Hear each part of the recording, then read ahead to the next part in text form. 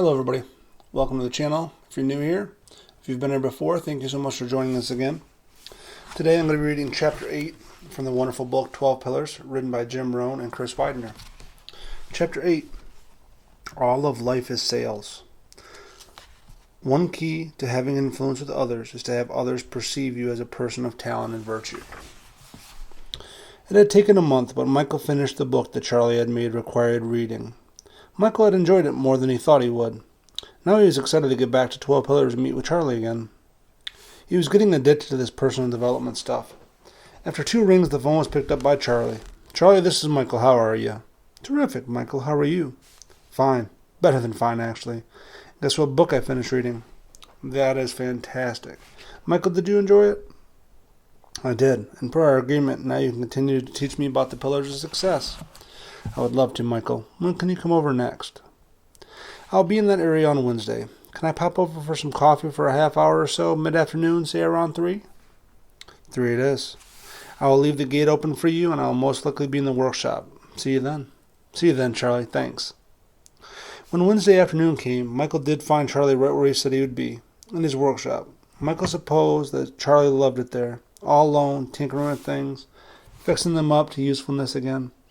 Managing a property like Mr. Davis's would certainly be a full-time job. There were a couple of chairs in the far back of the workshop that Michael had never seen before. They sat right in front of a window that overlooked a large pond. Michael had never noticed the pond before either. They sat down with a cup of coffee, knowing that Michael didn't have a lot of time between sales calls. After a brief conversation about what Michael learned from The Magic of Thinking Big, Charlie moved quickly into the next 2 lessons from Mr. Davis's Pillars of Success. "I know you don't have a lot of time today, Michael, but I want to share with you 2 more of Mr. Davis's Pillars of Success. The first is about sales, and second is about money." "Okay, I am ready." "Mr. Davis always says, all of life is sales." "That is so true, Michael. You are in sales, aren't you?" "Yes, I am." "Are you very good at that?" "I used to think I was, but based on my performance, I am beginning to wonder." "That's okay, Michael. Anyone can get better at sales if they apply themselves. The first thing to realize is that everything is sales, and to better understand it, to give it a broader application of this principle, it is better to understand sales as a concept of influence." "Influence?" "Yes. You see, Mr. Davis says that influence is the key to a successful life. Anyone who wants to succeed must learn the art and skill of influencing others. When they do that, they will be successful." "How's that?" "You see, all of life is lived with other people, not in a vacuum. When you need to succeed, it is usually dependent upon working with or through other people. That is why you must influence. It is true nearly from the time we are born." "I don't know what you mean," Michael said quizzically. "Think about it. From the time we are born, successfully reaching our goals is dependent upon influencing others. As we grow, we hone those skills. A baby must influence his or her parents to feed him. A child influences his or her parents for a bike. A teenager has to influence the person they fancy so they can get a date. The person who graduates college must influence their potential boss to give them a job. Salespeople must influence prospective buyers if they want to eat well.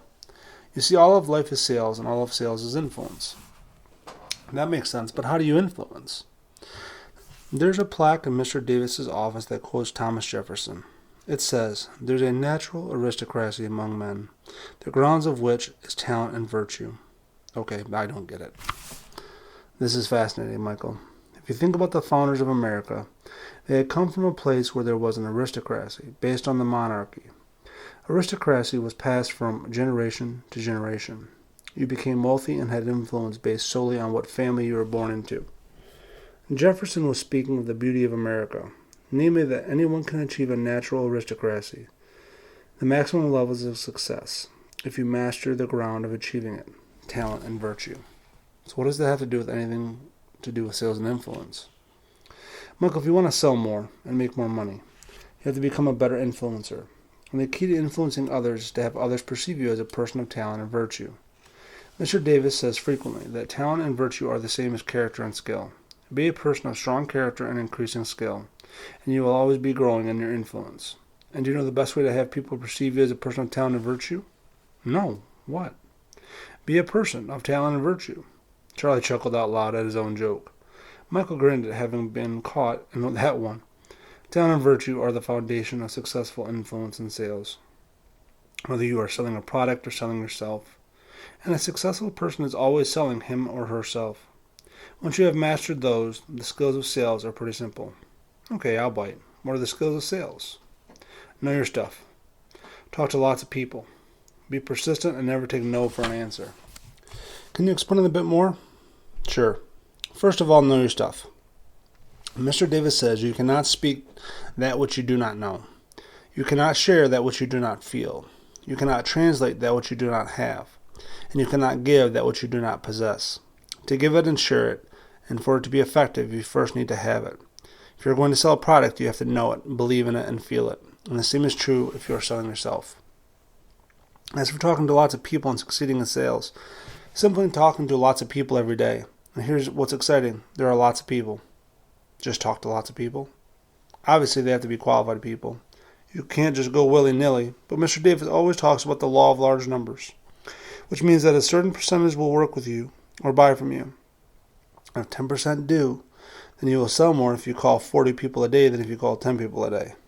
That makes sense. What was the last one again? Never take no for an answer. That's right. Michael, salespeople should take lessons from their kids. What does the word no mean to a child? Almost nothing. I know that better than anyone. When they want something, they ask and ask and ask. The idea is that most people just aren't persistent enough to succeed in sales, or life for that matter. Yeah, I guess you're right. Charlie started to get up for some more coffee. As he got up, he stumbled and landed on one knee. Michael jumped up to help. You okay, Charlie? He helped him get back up. Yes, I'm okay. Just getting weak as I get older. Michael sat back down as Charlie poured more coffee. Want some more, he asked, holding the coffee pot up. No, I'm okay. As he walked back over to the chair, Charlie continued, Yes, Michael, age gets even the best of us. I have not much longer for this life. Don't say that, Charlie. You are in good health. I have my days. Regardless, eventually age gets us all. I'm not diseased before. Time is shorter than any of us would imagine. If more people would wake up to that fact, more people would live differently. Yeah, I imagine you are right. Life has passed me by so far. The day-to-day just lulls you to sleep if you aren't careful, and I haven't been. But you are changing. That I am, thanks to you and the mysterious Mr. Davis. By the way, do you think I'll ever get to meet him? Oh, he's around, when the timing is right. That concludes Chapter 8 today. Thank you so much for joining. I look forward to having you return. Please like and subscribe, leave a comment, and share this with anybody else that you might think enjoyed these readings. Hope you have a wonderful day. Take care now.